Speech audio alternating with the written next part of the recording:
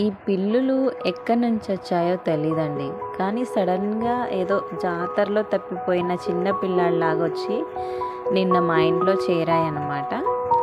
అసలు వచ్చినప్పటి నుంచి కూడా అవి భయపడుతూనే ఉన్నాయి.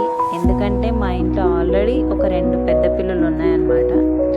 అవి కూడా ఈ సైజు ఉన్నప్పుడే వచ్చేసి సెటిల్ అయిపోయాయి ఇక్కడ. ఇంకా పెద్దవాటిని చూసేసరికి ఇవి కాస్త భయపడుతూ అస్సలు ఏం తినడం లేదు, ఏం తాగట్లేదు. ఇంకా ఈరోజు ఎలాగైనా వీటికి ఫుడ్ పెట్టాలనేసి డిసైడ్ అయ్యి వాటిని పట్టుకోవడానికి ఎంత చేస్తున్నామంటే అంత చేస్తున్నాం. ఎందుకంటే అది బరికేస్తుంది అనమాట, చేతులను బరికేస్తుంది, చేతులకు రావట్లేదు.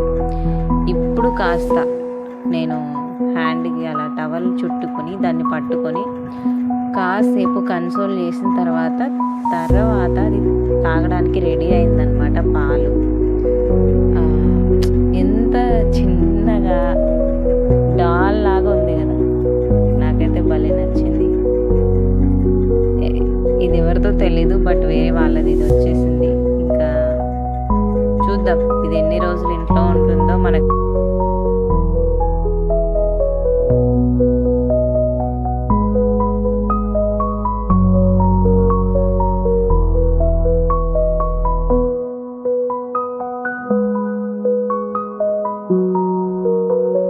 అయితే తెలీదు.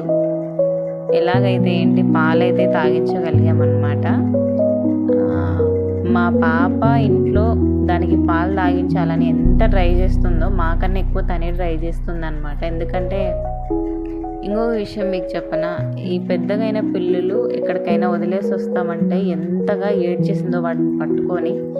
సో ఆమె కోసమని అలాగే పెట్టేసాము, అవి ఎంత ఇబ్బంది పెడుతున్నా కూడా. చూడండి ఎంత క్యూట్గా ఉంది కదా. ఇప్పటికి కూడా అది దాని నోటితో చేతితో బరకాలనే చూస్తుంది, పారిపోతూనే ఉంది.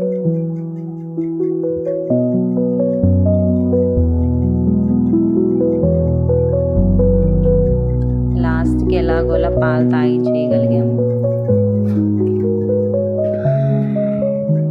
మీ ఇంట్లో కూడా ఇలాంటి పెట్స్ ఉండే ఉంటాయి కదా.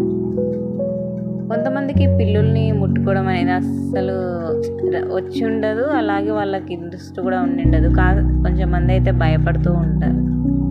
మా ఇంట్లో అయితే అస్సలు అటువంటిది లేనే లేదు. వాటింటే